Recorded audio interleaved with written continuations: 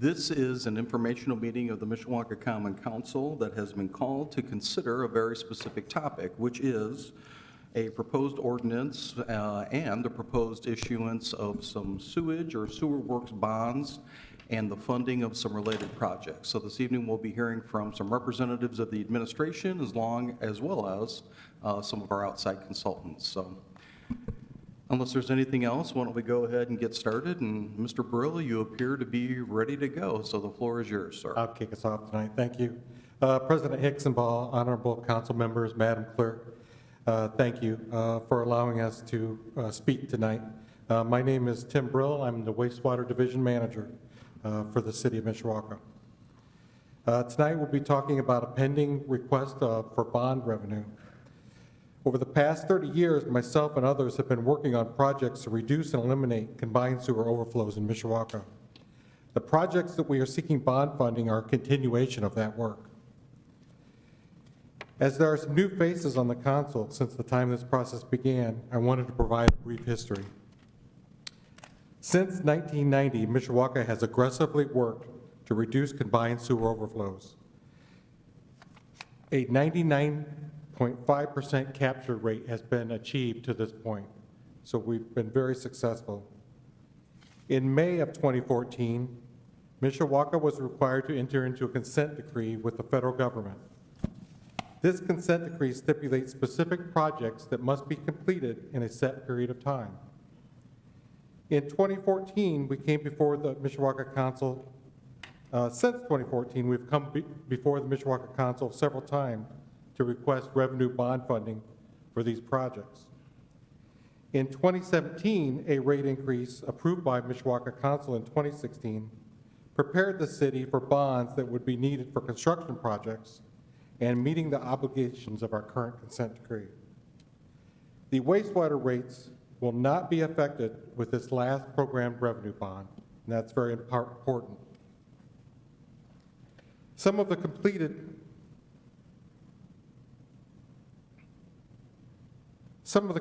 projects are included on this slide. They include expansion of the wastewater treatment plant and collection system upgrades. These projects have not only provided substantial environmental benefits and satisfied our federal consent decree, but have provided growth and opportunity in Mishawaka. First up tonight, I'm going to have Alex Hilt of Baker Tilly to provide some of the details of the current bond. Thank you, Tim. As he mentioned, my name's Alex Hilt. I've spoke to many of you before through the work that we've done with all of the utilities in Mishawaka over the last few years. And as Tim mentioned, this is a continuation of the overarching plan that was created back in 2016, 2017, when the 5-year rate plan was put in place. Part of that plan was three separate financings in 2017, 2018, and then the final piece was originally thought we would do it in 2020, but a few things kind of happened in 2020 that put that on hold. Obviously the pandemic kind of paused a lot of things. Then the move to renegotiate the consent decree, the deep tunnel, that whole debacle was put on hold, and really everyone went back to the drawing board to figure out what were the projects that actually made the most sense for the city. So now that we've kind of done all of that, we've come back here with the actual bond ordinance that is before you, is that kind of final piece of the original 2016 plan. This is for an amount, we had anticipated about a $20 million bond issue in 2020. We're now at what we anticipate being more of a $34 million bond issue that is able to be accomplished because the operations of the utility have, in the intervening years, have remained extremely strong. expenses have stayed, within, basically exactly where we anticipated they would be.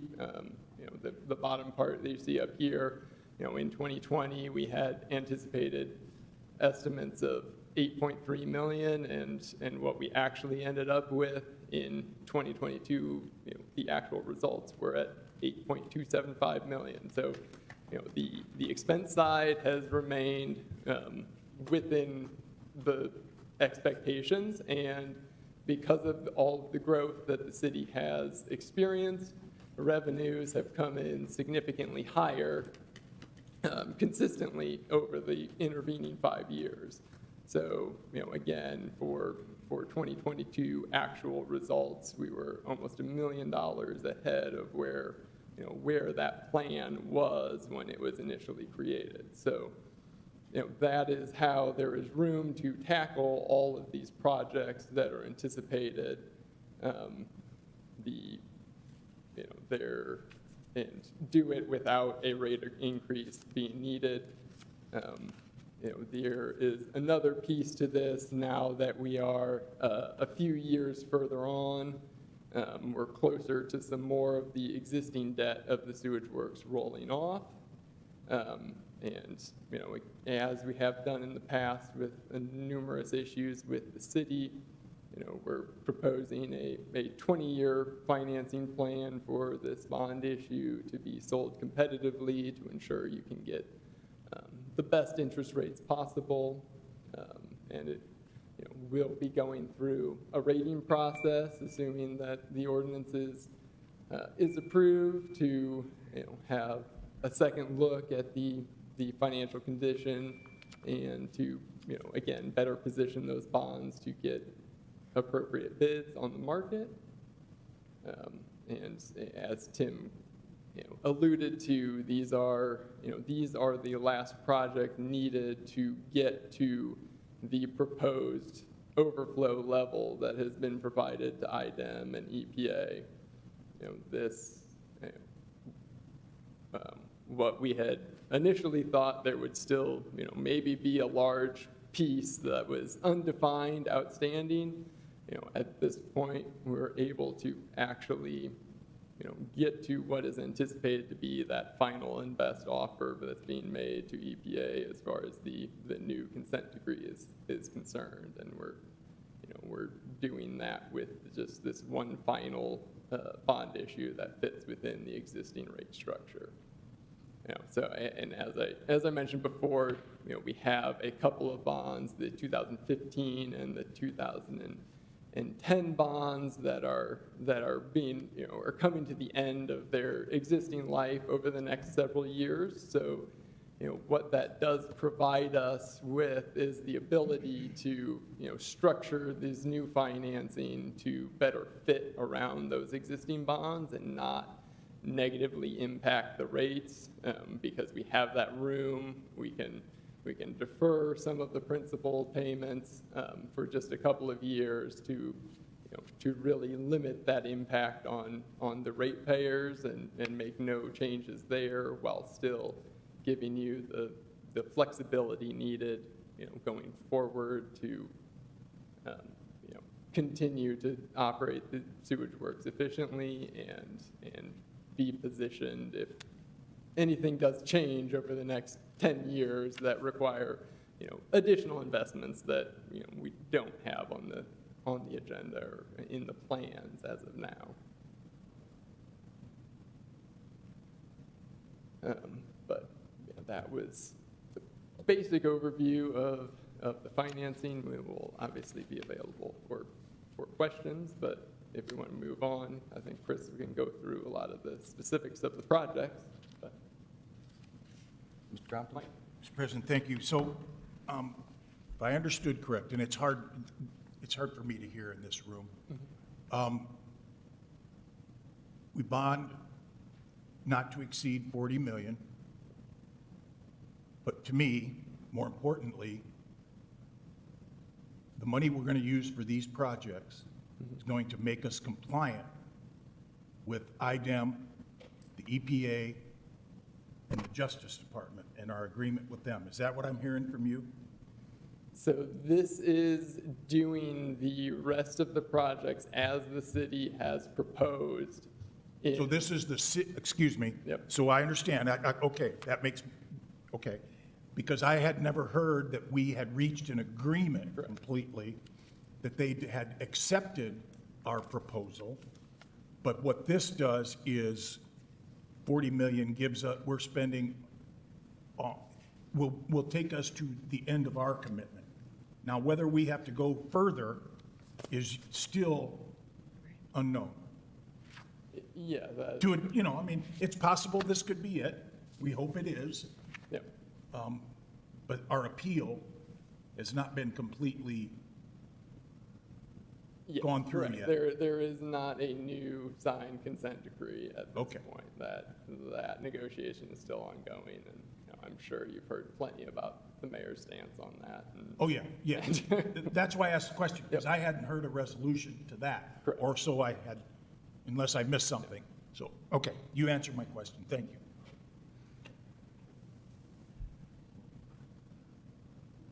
Before you move forward, and Yep. if any of this is going to be covered later on in your presentation, please let me know. But, you know, going back to the action that was taken in 2016, 2017, but 2016, it sounds like, was when the rates were increased in anticipation of this matter, correct? yes, yeah, so there have been 5 different phases of rate increases over the last 6 years that have happened. So since that was in between terms for me and for some of the rest of us, do you have at your fingertips what the increase was that it was approved in 2016?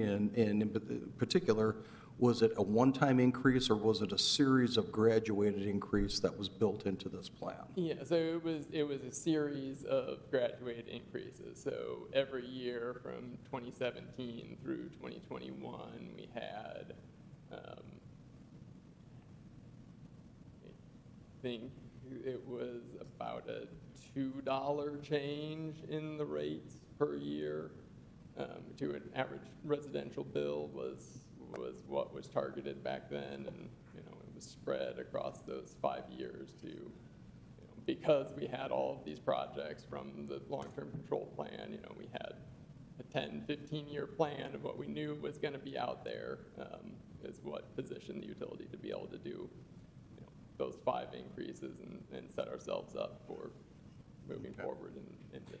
So to underscore what you just said, those increases that were approved in 2016 projected on through 2021, and to go back to what you said earlier, there aren't additional rate increases that are embedded in the ordinance that the council is being asked to consider at our next meeting, correct? Correct. It is purely a bond ordinance. There's no changes to rates.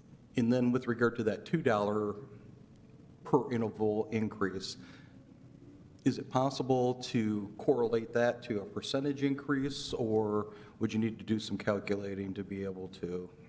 I mean, yeah, I don't want to misspeak with Sure. what the, you know, what the overall percentage was of those 5 adjustments. I'd have to pull that old report to double check. Between now and final action on this, if you could share that with at least me, and I suspect that probably the entire council, Yeah. that would be great.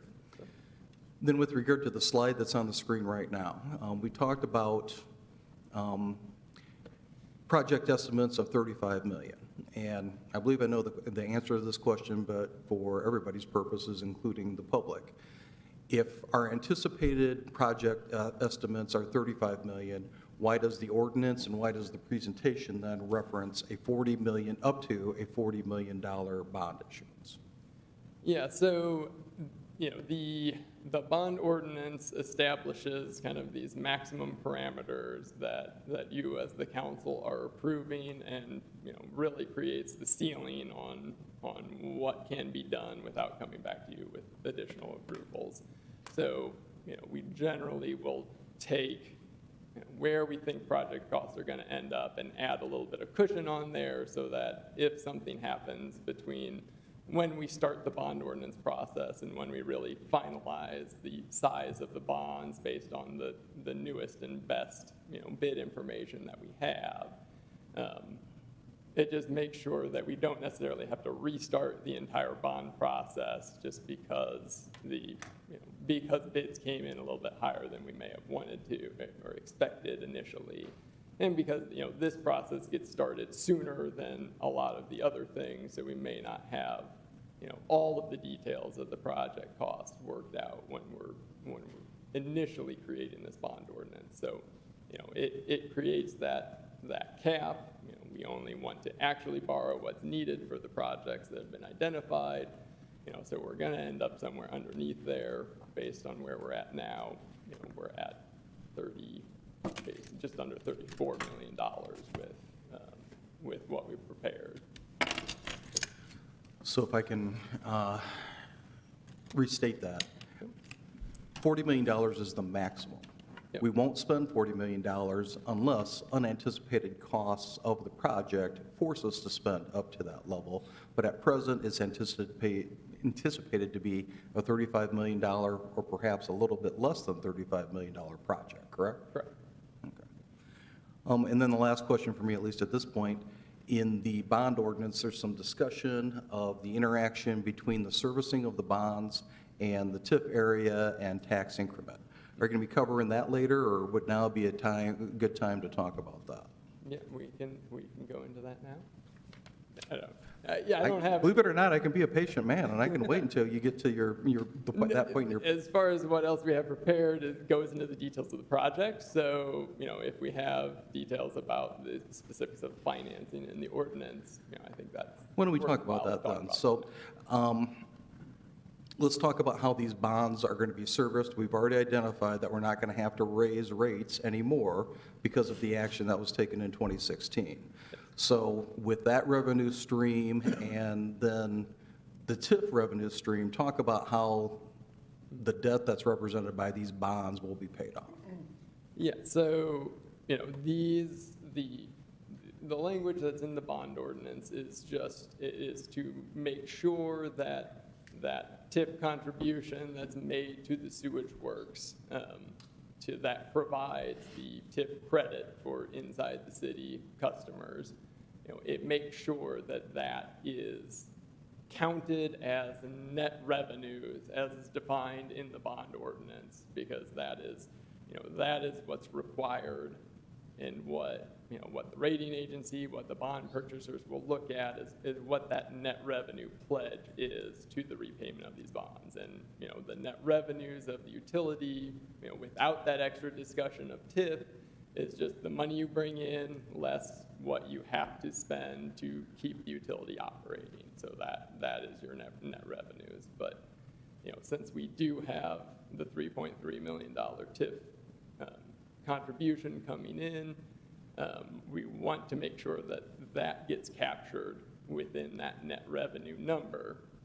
Otherwise, even though it comes into the utility, we wouldn't really be able to use it in the calculations of parity coverage, and the rating agencies wouldn't consider it a continuing source. So that language is in there because we need to specifically define what we're calling net revenues in this case, which is what we have done, and which is what all the past ordinances of the sewage works have done, as far as making sure that money is part of the overall pool that the sewage works can use to make that repayment. So to the non-financial consultant, and tell me where I'm wrong, the utilization of TIF doesn't service the bonds. It allows us to factor that revenue in so that when we're setting rates and looking to service the bonds, we don't have to set the rates higher, because TIF, in effect, is helping everyone in Mishawaka, not just those who live within or are located within a TIF district. Is that accurate? Correct. Yeah. So the TIF revenues themselves are not directly pledged to these bonds in particular, or to any of the previous bonds. They are just being included within that larger umbrella of net revenues, so that they are part of that larger pie that is looked at as far as what's available to the utility. Thank you for your patience as always with me. I appreciate that. question for you. How far are we away from meeting the consent decree right now? I know the mayor's talked to us, recently, and, he gets his blood pressure up every time he starts explaining it to us, but he's talking about, an awful lot of money, millions and millions of dollars being spent to get somewhere. We're very close to 100% right now. I thought it was somewhere at 98.7 or 6, and hopefully this will help. Yes, we are at 99.5% currently. And of course, to get to those last percentages, it gets expensive. And we've shown in the past, some of the council members, the knee of the curve, where you start, the more projects you get, the closer you get to that end point, the cost of this gets exponentially high. We currently are in the continuing negotiations with the EPA. They have written us a letter asking us for some more information, and we are currently, our last submittal was a 4 overflow control plan. We've also met with them in technical groups because they wanted us to look at a couple projects that they thought that we could put in to meet a 0 overflow. I don't think we're going to go that route for a number of different reasons. We're going to continue to negotiate with them at 4. We think that that's reasonable with the projects that we have left and with what other communities are doing here in St. Joseph County. So we think we've got a good plan going forward, and our next step then is to get back with EPA and answer some of these questions that they have outstanding for us. Thank you. One other, I hope that answers the question about it not being, the consent decree negotiation is not final. Yeah. It did, thank you.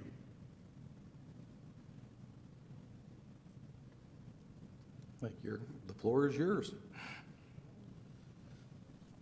Chris, you can take it away from the project. Everybody will go to sleep now. Hi, I'm Chris Jamrose. I'm city engineer, and like to go into some detail regarding the projects that we have programmed for this bond. I just also want to give you a little bit of background. Generally speaking, we have the areas in Linden, Twin Branch, West Street, Beeger, Burkett, Bendix area, Central City, 3rd Street, and then the wastewater. Those are just general areas within the city, and I want to go through and say, okay, within those areas, this is what we are thinking. At the end of the day, we will be, you've heard this before, we will be at 4 overflows. So that's what we're targeting, and we'll just leave the rest of the negotiations up to the lawyers. The history, I just want to give you a little bit of background with how we've approached our projects. For instance, the Millburn neighborhood, which started in the 2000s, we quickly developed what's called the Mishawaka Way, meaning that we could have just done those projects back in the day where you would just cut a slot down the street and leave the bad curb or the poor drainage and the worn out sidewalk on one side of the street and just patch back. Well, we didn't do that. We decided we were better than that. And so now our Mishawaka Way, when we look at projects, we look at the whole view, the whole neighborhood, the whole needs. So our projects run from 1 foot behind sidewalk, across the sidewalk, across the tree lawn, curb, across the street, and then you do the same thing on the other side. So it's 1 foot behind sidewalk to 1 foot behind sidewalk. We do the whole right-of-way for the length of the project. That is the Mishawaka Way, and I've heard many times that our citizens are proud that we do the Mishawaka Way for our construction. So when we talk about, we have the concept for the CSO, we've decided that the best way to achieve is to include new storm sewer.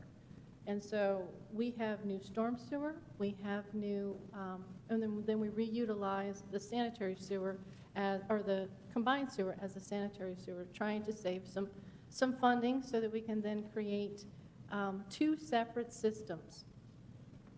That is the most cost-effective way to look at the approach to do right-of-way to right-of-way. We also do new laterals for your sanitary, new cleanouts, new lead services. We look at if there's a need for fire protection upgrade or looping for the water system. And basically, we walk away with, as an example of the Mishawaka Way, where you can see that you can see the new cleanouts, which are the green pipes sticking up, and the 1 foot behind curb to 1 foot behind sidewalk to 1 foot behind sidewalk. We do the whole right-of-way width. And on the right side of the screen, you can see a finished project that's over on 4th Street. If that, anybody remembers what that was a couple of years ago. It's just, it makes the neighborhood, we have found that the neighborhood is very appreciative. Though it's painful in construction, we figure they get something nice out of it when we're done. So I'm going to go on to the 3rd Street area. We have many challenges trying to fit a 60-inch, which is 5 feet tall, a 60-inch pipe in the ground when you have many utilities already there. The right-of-way doesn't get any bigger. We are fishing right now. We did the first phase out here on Spring Street, and now we are on 3rd Street, sitting here in the middle of Main Street, and 3rd Street is closed right now. We're trying to get underneath that street, trying to work around some fiber optic ducts from AT&T and NIPSCO and all the other things that are buried. We'll get there. It's expensive. It's complicated. Just wanted to share that these projects, this is one of the biggest sections that we need to complete, because it's going to make the biggest bang for eliminating a CSO. CSO 12 is our most active CSO.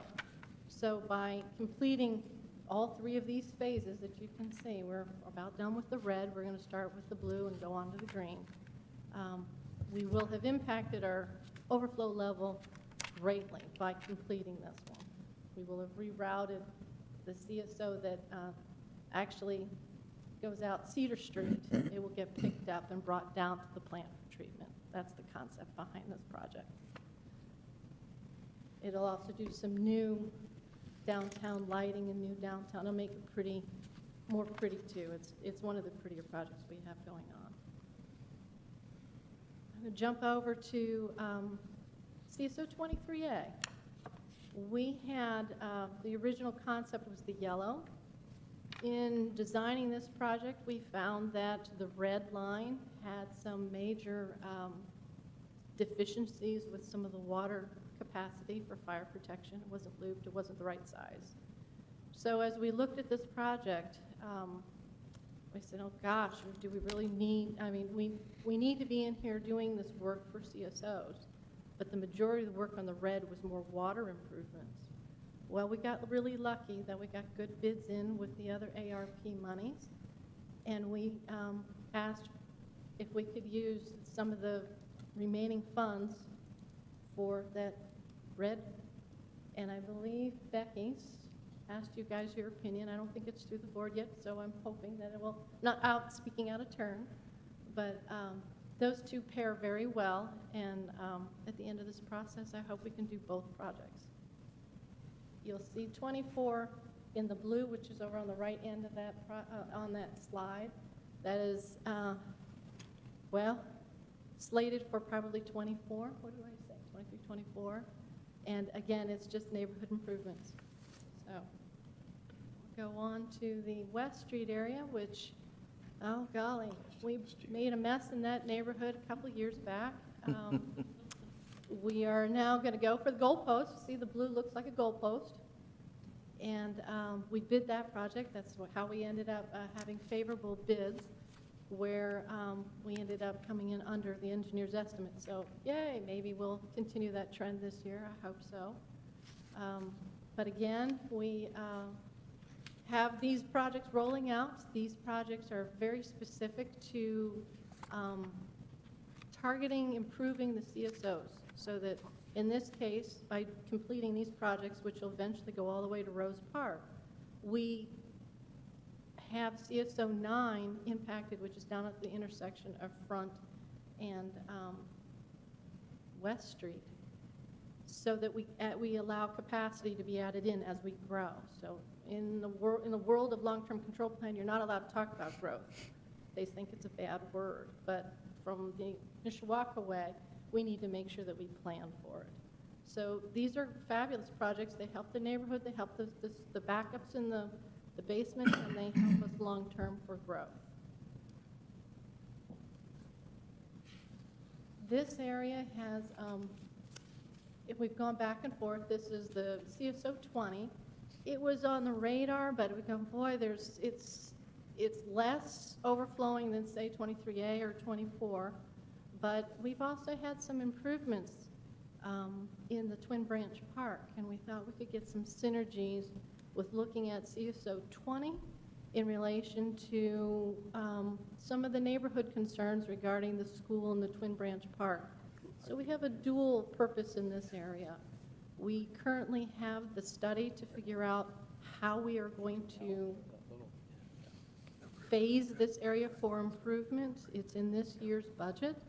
So hopefully, as the project progresses, the study project progresses, we will be able to figure out proper phasing, budgeting that fits inside the bond. At least, I'm hoping for at least the first phase to take care of the intersection of Ballard and Vistula. That was the idea behind this one. And this one's been a very long work in progress. You all, if you've seen our annual report, we are so in the last stretch for this area. We have struggled getting underneath the railroad with some of the sewer improvements. We completed that last year, and we were able to get the light green, if you can tell that's light green up there. We're in the stretch to complete that this year. Upon that completion, we will have a complete, fully separated existing 60-inch sewer from 12th Street all the way out to the new twin 54s at the river through the golf course. So that's a huge endeavor we've been doing for the last 10 years, or maybe just a little more than 10 years. We feel very fortunate that we have finally gotten to this stretch. We set this program up here to manage some of the future improvements in 12th Street also. It's kind of a dual purpose. By completing this year, we will be able to give ourselves an outlet for the last phase of 12th Street. So, and we do still have a few minor areas to take care of on 8th Street and 7th Street in the same little area. They're not that much money from a project standpoint, but they are critical because they do not have sanitary sewer at this point. We've had some inquiries. There's some land there that they want to develop, and they need sanitary for it. And this is the last phase of another long programmed improvement. We have, we all remember H2 and the AM General expansion on McKinley. They came to us, early 2000s, I mean, and said, hey, we want to build an H2 plant. We looked at our capacity down Jefferson and said, oh, we are almost at capacity. We had to limit H2. They hold their waste discharge in batches where we can handle it. Jefferson, we improved Jefferson in phases. As we were improving Jefferson, we were installing new infrastructure to be used at some point in the future when we knew we had more growth that we had to accommodate. This piece that you're looking at is the last piece of a new force main that we had planned many years. To get this piece installed sets us up for any growth along Capitol, any growth along east along McKinley. We'll be able to handle it. It also upsizes the sanitary in this area, so it helps with the basement backups. We pull a new force main and we upsize and move the sanitary that's in Merrifield Park so that we, manage the area with CSO control a little bit better. And at that point, we have a few planned improvements for the wastewater plants. We have an outdated chlorine system that has had breaks in the piping over the years, and they've just been nursing it along. So they do want to take that system and rehab it and put a whole new system in. They have large pump improvements they need to do. They lost, was it this? Clarkson, the raw sewage pump, which is one of the major, larger pumps within their plant this last year. So there are programmed improvements that they would really like to manage and have it included in this revenue bond. After that, if I've totally lost you, please ask questions. Any questions? Thank you. Okay?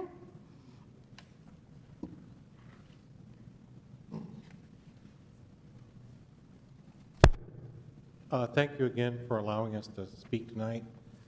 We want to answer all your questions if we can. If we can't, we'll get back to you as soon as possible. I wanted to also note that we have some attorneys here, our bond counsel from Creek to Ball. If you have any questions for them that you would like to ask, please feel free. I do have one question, and I don't know if you have this answered. When these projects are complete, because we would still have the possibility of we're working with that number of 4 per year. So that tells me that in the city, we still do have combined sewer and water, rainwater drains, Yes. sewer lines. Right. Can you tell me what percentage of the city, of all the drain, what have we covered? What have we, when we started, what percentage have we cleaned up and separated, if that makes sense? I think originally when we a lot of times use 1990 as a baseline. And I believe then we were about 80% or 70% combined and about 30% separated. And we're starting to go the other direction on that as far as,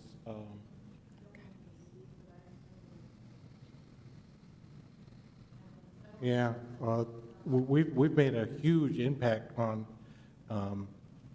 separation. I can get you those numbers. I was just curious. I know we have. It is important. But it did tell me that we still are combined, and I was just curious as to what, so in what I'm hearing is, and I'm not going to hold you to this, but you're thinking that we're kind of flipping from 80-30 one way to 30-80 the other way. Does that make sense? Yes. That sound We're reasonable? slowly going that way. Okay. And it's an expensive process, because not only are we doing the sewers like Chris showed you, we're also getting in there and doing the other infrastructure as needed at the same Exactly, time. as Chris said. Yeah, and then making pretty afterwards. Exactly. Sewers aren't sexy, Understood. but if your constituents can see something left at the end, that's a big benefit. Thank you. Yeah. So after all these projects, we'll have 4, right? Right now, we're negotiating at a 4 overflow with the EPA. Now, how we know the number of CSOs we have and the volume that we have, we use a model. So we don't actually go out in the rain and look every time. We have a model that says we put in this amount of rain in the city, and it shows how much of these overflows occur at these CSOs. So as we get these projects done, we're going to have to go in and we're going to redo that model this year, because we got to enter what these projects have accomplished to be able to tell, okay, we're at 4, or we're at 2, or we're exactly where we're at. But we're negotiating right now to the 4 overflow event. Does that help answer your question, or? A little bit, but I guess if we're going to spend $40 million, how close does that get us to 4? Do we have 10 now on an average? Do we have 20? What's this going to take care of? Yeah. Okay. And I understand that's not been negotiated. The Yeah. next question would be then, how much rain does it take to kick those in, and wouldn't that fluctuate with the rainwater?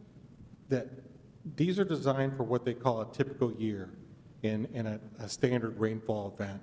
And it's more complicated than it sounds, but it's around 0.8, I think, inches of rain that we're trying to treat to.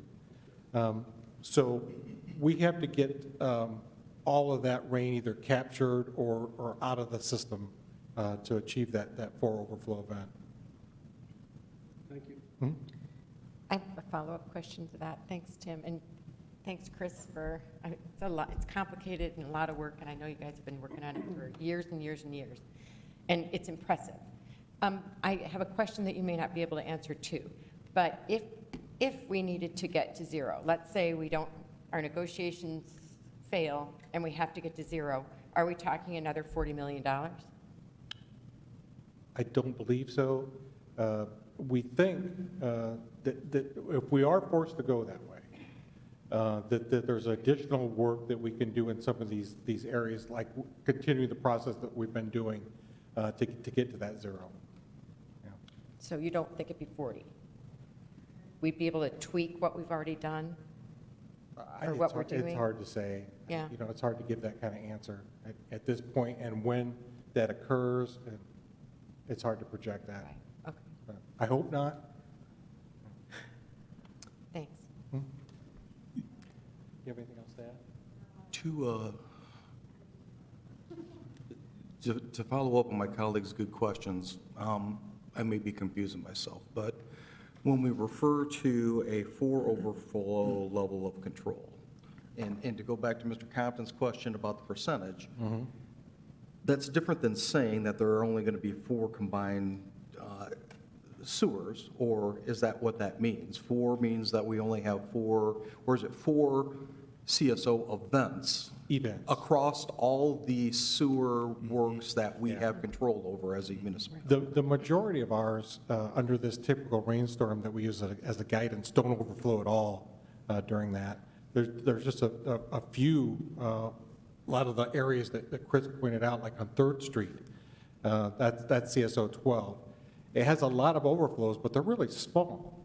But the EPA and IDEM go on number of events. That's their big criteria.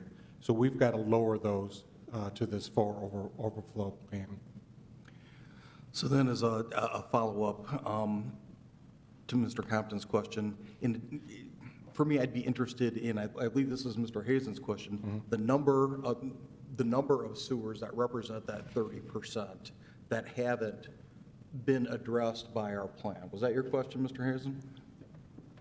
The number of combined sewers. And the number of now combined versus sewers that are still in the state that they were before we began this process, those many years ago, and spent the many millions of dollars, how many now remain to be addressed, so that we hope to work with the EPA and other federal entities to try to factor that into our plan? So if it's 30% of the total, just judging by the numbers that were on the map, there have to be a fair number of them, or you wouldn't have a 23 associated with CSO 23. Correct. So how many, I'm just curious, how many of those are out there? I'll see if I can get you a good number on that.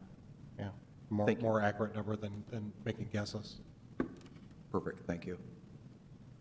And with that said, is it fair to say that, at least I think, over time, and it might be a long time, might be 50 years from now, that as streets and drains and sewage is addressed, that even those will be disconnected from each other? Or is it the way they're laid out, it's pretty much impossible to do?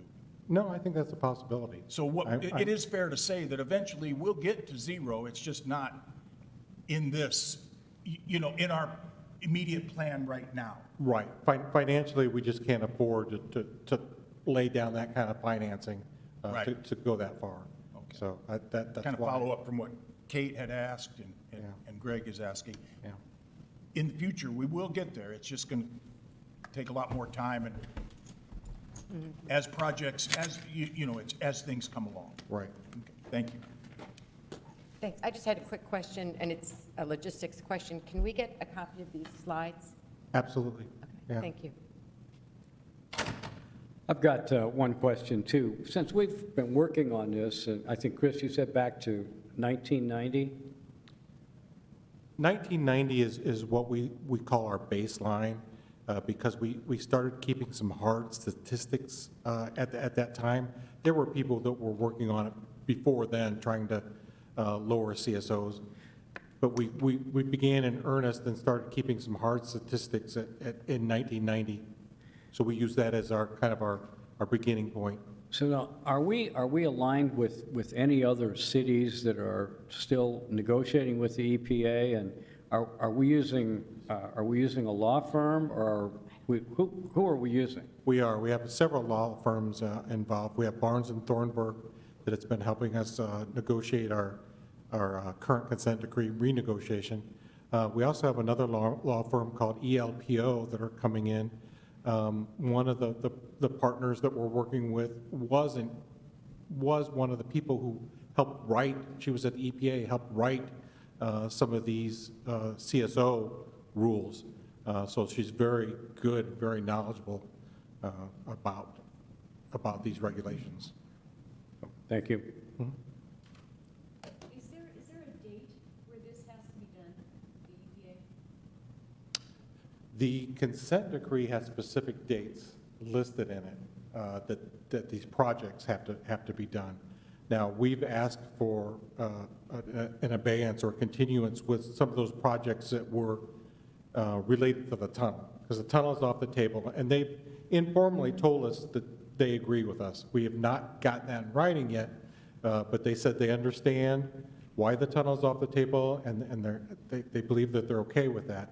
Now it's getting past that and getting to where we're at now with these other projects that are going to fill in.